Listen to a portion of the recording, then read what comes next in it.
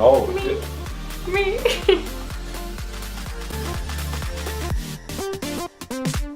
Hey everyone, welcome back to my channel. My name is Melissa, and today I have my husband here, Andrew, to do this video with me. I got this idea for this video from that TV show Drunk History that we both really like. We're not gonna like reenact anything, but I did want to look up Bookish Idioms and then quiz you and see if you knew what they meant, first of all, and then I had looked up the origins. So I want to talk about where these sayings came from because I thought it was interesting. Some of them are from like the 1800s, which I shouldn't say because then that gives it away. But some of them are from a long time ago, so I thought it was interesting. What the hell is an idiom? Siri, what is an idiom? I found this. An idiom is a phrase and or expression that has a figurative or sometimes literal meaning. No, so it's an expression from days of old. That's what... That's what I got out of that definition. Thanks for nothing, Siri. One of the ones that I had looked up a while ago was bite the bullet, because I was like, where did that come from? To make this more authentic and like Drunk History, we have adult beverages with us. Cheers. The first one is bookworm. What is a bookworm? Someone that enjoys books and gets lost in them and has a real interest in them and spends as much time as possible submerged in the book, in books. Submerged. In books, immersed. It says person devoted to study, but I think I like your answer better. It's a much quicker answer though. I should have gone with what they had. But then, do you know the origin of it? I'm gonna need exact dates, locations. I'm gonna say the 1500s.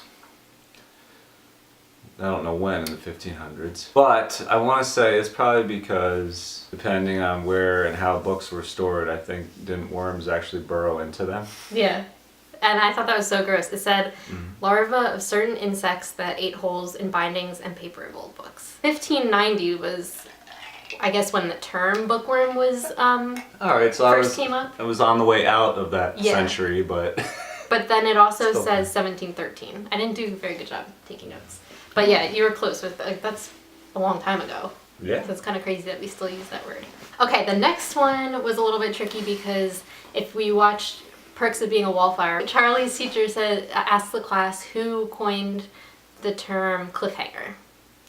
And so I thought I knew the answer and everything, but when I was researching it, it's a little bit more in depth than that. So do you know, first of all, what a cliffhanger is?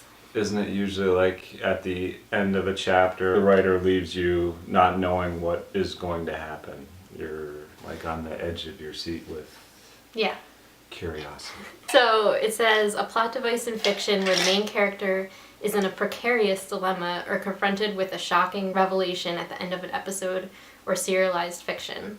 It's used to ensure the audience will return to see how the characters resolve the dilemma. In the Perks of Being a Wallflower, I think he answers Charles Dickens. When I was looking it up, it's actually not that. Do you want to guess like how far back it goes? My first guess would be like a mountain climber, or I don't know, because you hear like They're like literally hanging off the edge of a cliff. yeah, I'd say 1900s, 1950. Okay, that's 40. pretty good. The first time that somebody used it as a plot device was in 1001 Nights, that tale, which I don't know when that was, but it's like a long time ago. What? Like a really long time. Yeah, it's literally long ago. Oh, there was this king, and I think he would take a woman every night, and then she would tell him a story, and then he would kill her at sunrise. And so this... Whether he liked the story or not, he would kill her. Yeah, like didn't matter. It could be the best story in the world. Did the woman know this ahead of time? And just accept her fate? Back then, women didn't have rights. Continue.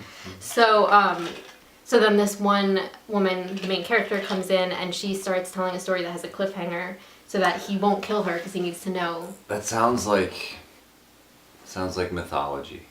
Yeah.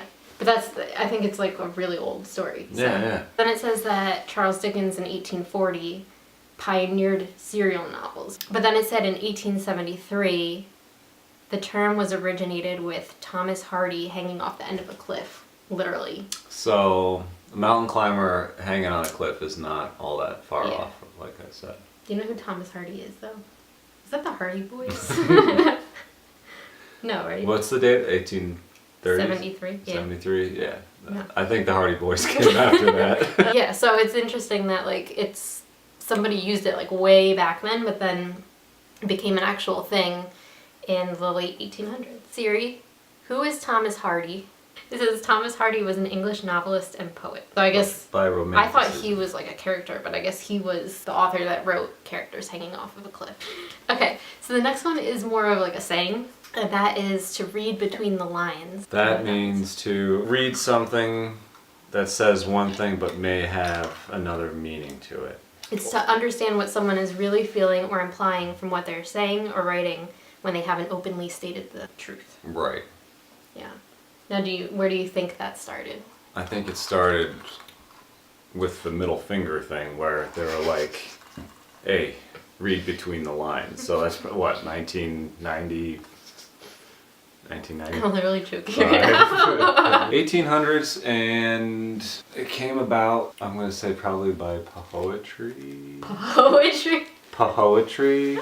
So apparently, like back in that time in the military, they would write these letters that were really boring, like, I went to dinner with this person. And then in between that, they would put invisible ink with like, we're going to kill these people at dawn. And I don't know if they would use like, I guess they didn't have black lights back then, but somehow, somehow they would see. I don't think the black lights were invented yet. It's called cryptography. Yeah.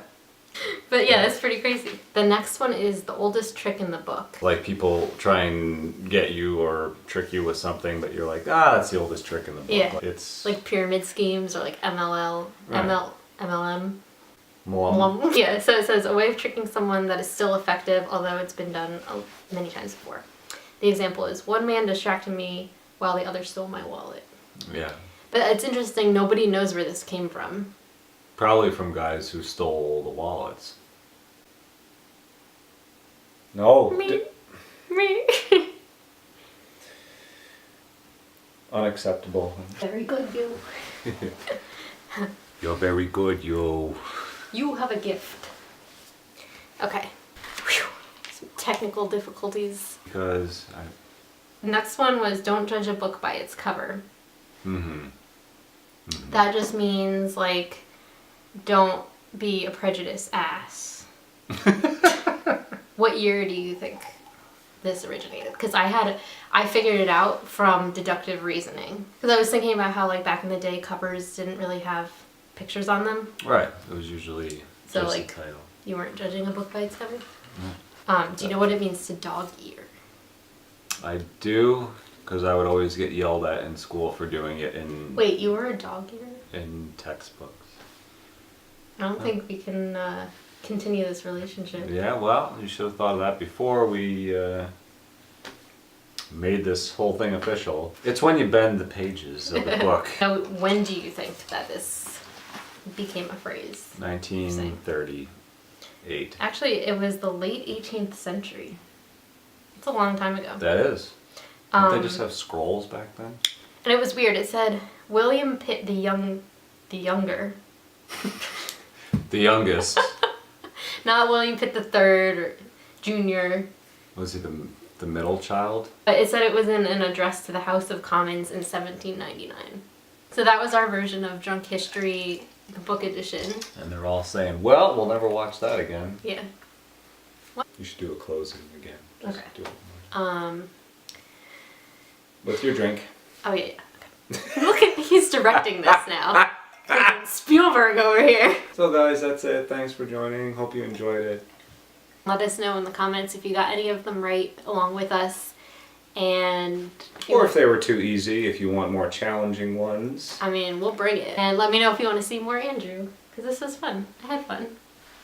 Look how far back.